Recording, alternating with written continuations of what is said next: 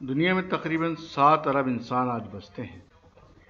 ان میں 2 ارب مسیحی ہیں، 1.8 ارب مسلمان ہیں، 1 ارب ہندو ہیں، 65 کروڑ بدھسٹ ہیں، 1 کروڑ 40 لاکھ کے قریب یہودی اور 1,25,000 پارسی مذہب کے ماننے والے ہیں۔ مسیح اور مسلمانوں کے علاوہ تمام مذاہب اپنے مذاہب کی تبلیغ نہیں کرتے۔ یہ تمام مذاہب مختلف فرقوں اور مکاتب فکر میں منقسم ہیں۔ ان کی کتب کے بے شمار ورژنز ہیں اور ان کی اصل کتابیں آج ناپید ہیں۔ ان کی مقدس زبانیں بھی آج موجود نہیں ہیں اور صرف انہیں ان مذاہب کے ایکسپرٹس ہی بول اور سمجھ سکتے ہیں۔ آج دنیا اصل ویدوں، اپنشدوں، گیتا، پالی، بائبل، اویستا سے محروم ہے۔ مسیحی اقوام بہت زور و شور سے اپنے مذہب کی تبلیغ کرتے ہیں، تاہم ان کے باہمی فرقے جو سینکڑوں کی تعداد میں ہیں، کسی ایک کتاب اور کسی ایک ورژن پر متفق نہیں ہیں۔ مسلمانوں کا معاملہ کتاب اور زبان کے اعتبار سے تمام مذاہب سے مختلف ہے۔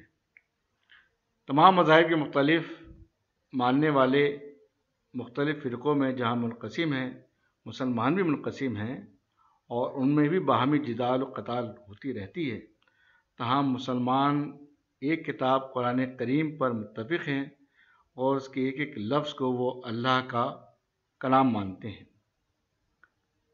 اگر مسلمان اپنے باہمی فرقوں کو صرف قرآن کی نظر سے دیکھیں اور صرف قرآن ہی کو حکم مانیں تو ان کے اختلافات کو ختم کیا جا سکتا ہے۔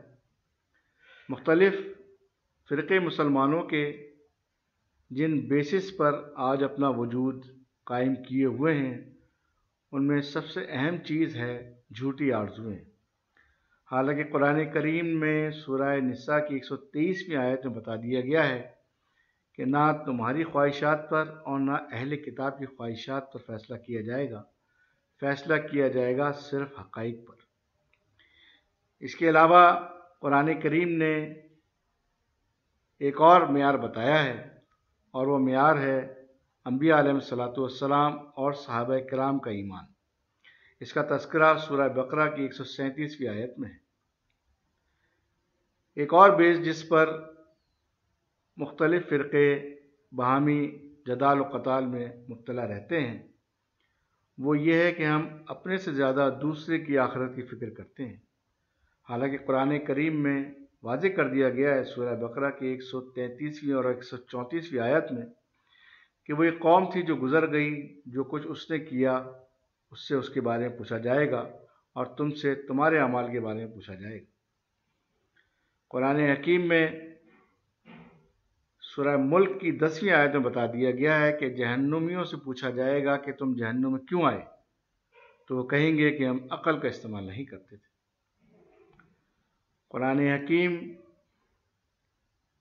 ایک ایسی چیز ہے جس کی شکایت اللہ کے نبی علیہ الصلوۃ والسلام قیامت کے دن کریں گے۔ اس کا تذکرہ سورہ فرقان کی 30ویں آیت میں ہے کہ اے میرے رب، میری قوم نے اس قرآن کو چھوڑ دیا تھا۔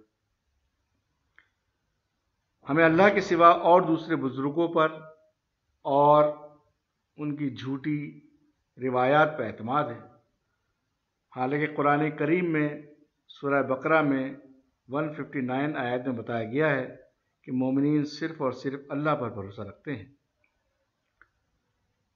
جیسا کہ ہم سب کو معلوم ہے کہ سورہ احزاب کی 40ویں آیت بڑی مشہور ترین آیت ہے، جس میں بتایا گیا ہے کہ اللہ کے نبی محمد صلی اللہ علیہ وسلم اللہ کے آخری رسول ہیں اور محمد صلی اللہ علیہ وسلم کے بعد کسی کی کوئی ہستی نہیں ہے کہ اس کی بات کو بلا چون و چرا بغیر کسی تنقید کے تسلیم کیا جائے۔ اس کے باوجود ہم نے بہت سی ہستیوں کو وہ مقام دے رکھا ہے جو ان کا مقام نہیں ہے۔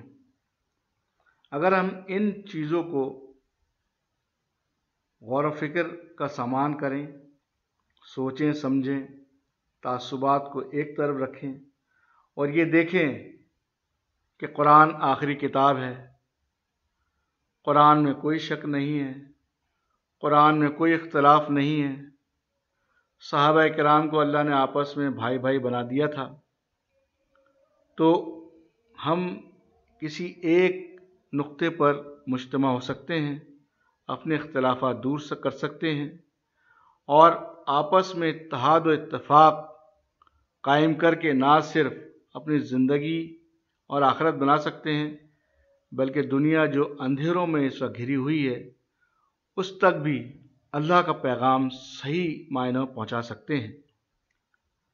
ہمارے نزدیک رسول اللہ صلی اللہ علیہ وسلم کی زندگی اور صحابہ کرام کی زندگی نمونہ ہے، انبیاء علیہ الصلوۃ والسلام کی زندگی نمونہ ہے۔ اگر اسی کو پکڑ لیں اور جیسا کہ بتایا گیا ہے وَاعْتَصِمُوا بِحَبْلِ اللَّهِ جَمِيعًا وَلَا تَفَرَّقُوا، اور فرقے نہ ہوں، تو دین اسلام آج پھر سے دنیا میں نمایاں ہو کر انسانیت کی بہتر رہنمائی کر سکتا ہے۔ آپ سب کی دعاؤں کا طالب وسیم احمد۔